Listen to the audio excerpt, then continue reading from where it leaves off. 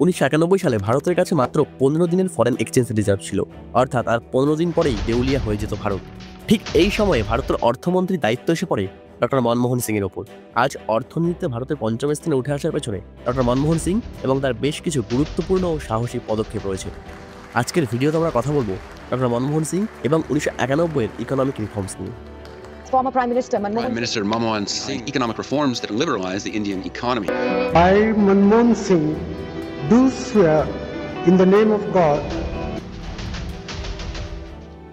তৎকালীন সময়ে দেশের রাজনৈতিক অস্থিরতা চরমে পৌঁছেছিল।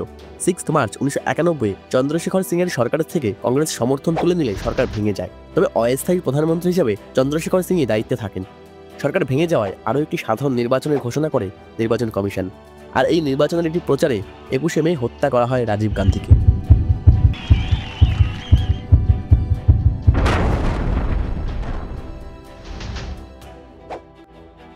ব্রিটিশ ইস্ট ইন্ডিয়া কোম্পানির ভারত শাসনের স্মৃতিকে মাথায় রেখে ভারতের বাজারে বিদেশি কোম্পানির ওপর একাধিক বিধিনিষেধ ছিল। এমনকি দেশীয় কোম্পানির ক্ষেত্রেও লাইসেন্স রাজ চলত, অর্থাৎ কোনো কোম্পানির উৎপাদন ক্ষমতা কত হবে, কতজন শ্রমিক কাজ করবে, এমনকি দামের ওপরও সরকারের নিয়ন্ত্রণ ছিল।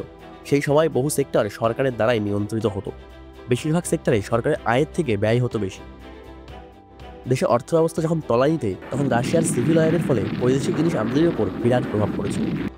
এই অর্থনৈতিক সংকটের মধ্যেই আমেরিকা ও ইরাক যুদ্ধে জড়িয়ে পড়লে কাঁচাতেলের মূল্য অস্বাভাবিক হারে বৃদ্ধি পায়। এই সময় দেশের অর্থনীতি এতটাই খারাপ হয়ে পড়েছিল যে বৈদেশিক ঋণ নেওয়াও ভারতের পক্ষে দুঃসাধ্য হয়ে পড়ে। যুদ্ধ চলাকালীন আমেরিকার রাজদূত তৎকালীন আইন বিষয়ক মন্ত্রী সুব্রমণিয়াম স্বামীর সাথে দেখা করেন এবং ফিলিপিন্স থেকে ইরাকের উদ্দেশ্যে যাওয়া যুদ্ধবিমানের রিফুয়েলিংয়ের জন্য ভারতের থেকে সাহায্য চান এবং তিনি এর জন্য 3 গুণ টাকা অফার করেন। সুব্রমণিয়াম স্বামী তাকে জানায় IMF অর্থাৎ ইন্টারন্যাশনাল মনিটারি ফান্ড থেকে $2 বিলিয়ন ঋণের ব্যবস্থা করে দিলে তবেই এই যুদ্ধে সাহায্য করবে ভারত। IMF তখন আমেরিকার 87% ভোটিং ছিল, ফলে এই ঋণ পেতে ভারতের খুব একটা অসুবিধা হয় না। तिजोरी खाली है और गल्फ वॉर शुरू हो गई थी, वहाँ सदाम हुसैन के खिलाफ अमेरिका ने छेड़ दी और ऑयल प्राइसेस बढ़ने लगे। तो तब मुझे दिया गया था, तब ये सारा न्यूयॉर्क टाइम्स, फाइनेंशियल टाइम्स ये कह रहा था गवर्नमेंट ऑफ इंडिया डिफ़ॉल्ट में जाने वाली है, रिफॉर्म अपने कर्जे नहीं दे सकेगी, so they will have to declare default. तो फिर तो बड़ी बदनामी हो जाती थी। तो तब चंद्रशेखर ने कहा कि इसको तुम संभालो। तो मैंने सौदा किया अमेरिका से कि तुम्हारी हवाई जहाज़ जो आ रही है, जिसके लिए आपने एक अर्जी दी है कि इंडिया में उसकी रिफ्यूलिंग होनी चाहिए, वो यदि आप मुझे $2 बिलियन बिना शर्त IMF से दिला दोगे तो मैं क्लियर कर दूंगा, जो पहले कभी इतिहास में नहीं हुआ। अमेरिका ने करके दे दिया, उसी से हम बचे। কিন্তু তখন অর্থনৈতিক অবস্থা এতটাই খারাপ ছিল যে এই $2 বিলিয়ন ঋণ নিয়েও ভারতের পক্ষে ঘুরে দাঁড়ানো সম্ভব ছিল না। ফরেন এক্সচেঞ্জ রিজার্ভ দ্রুত শেষ হয়ে আসার ফলে IMF এবং ওয়ার্ল্ড ব্যাংক নতুন করে ঋণ দিতে অস্বীকার করে। সমাধান সূত্র: চন্দ্রশেখর সিং এর অস্থায়ী সরকারের মুখ্য অর্থ সচিব YV রেড্ডি সরকারকে সোনা পাচারকারীদের থেকে উদ্ধার হওয়া 20 টন অর্থাৎ 20,000 কেজি সোনা বন্ধক রাখার পরামর্শ দেন। সরকারের কাছে আর কোনো বিকল্প পথ না থাকায় সরকার সোনা বন্ধক রাখার সিদ্ধান্ত নেয় এবং রাজীব গান্ধীর মৃত্যুর দিন অর্থাৎ 21শে May union bank of Switzerland UBS এর উদ্দেশ্যে সেই সোনা পাঠানো হয়। এর বিনিময়ে সরকারের হাতে $200 মিলিয়ন অর্থাৎ $20 কোটি আসে। প্রকৃতপক্ষে এই সোনা বিক্রি করা হয়েছিল, তবে শর্ত ছিল ভারত পুনরায় এই সোনা কিনতে পারবে।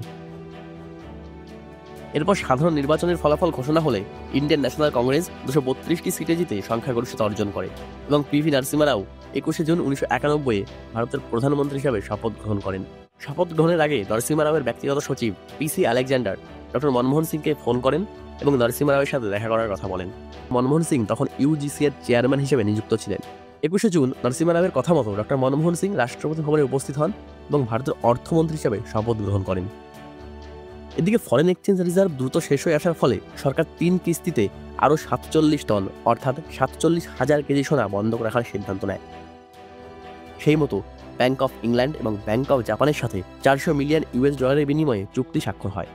তবে শর্ত ছিল সোনা ভারতের বাইরে অন্য কোনো দেশে রাখতে হবে, শুধুমাত্র খাতা কলমে চুক্তি হলে চলবে না। সেই মতো 6 জুলাই 1991 প্রথম ইনস্টলমেন্টে 25,000 কেজি সোনা লন্ডনে পাঠানো হয়।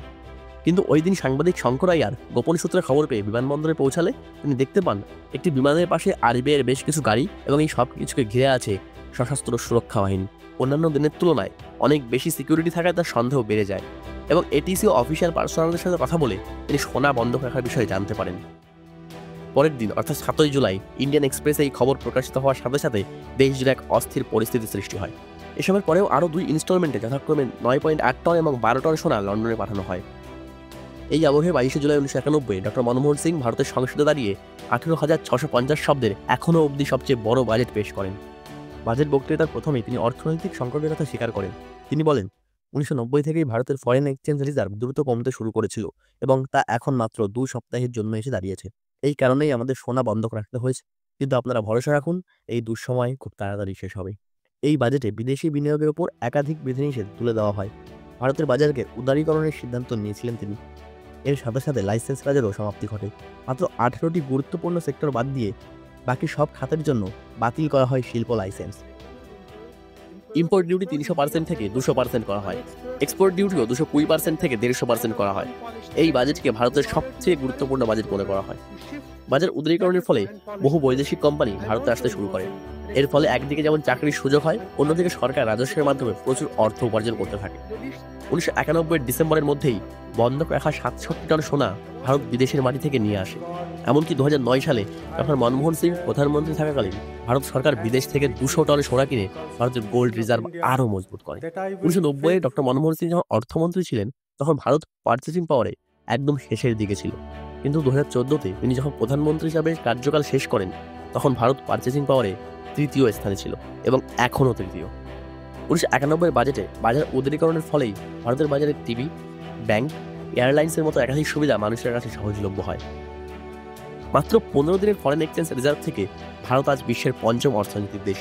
আর এই যাত্রা যিনি সূচনা করেছিলেন তিনি ছিলেন ডক্টর মনমোহন সিং। বয়সজনিত কারণে গত 26শে ডিসেম্বর তিনি পরলোক গমন করেন। তার প্রতি গভীর শ্রদ্ধা জানিয়ে আজকের ভিডিওটি এখানেই শেষ করছি। ধন্যবাদ আমাদের ভিডিওটি সম্পূর্ণ দেখার জন্য। ভিডিওটি যদি ভালো লেগে থাকে অবশ্যই একটি লাইক করবেন এবং চ্যানেলে নতুন হয়ে থাকলে সাবস্ক্রাইব করতে ভুলবেন না। ধন্যবাদ।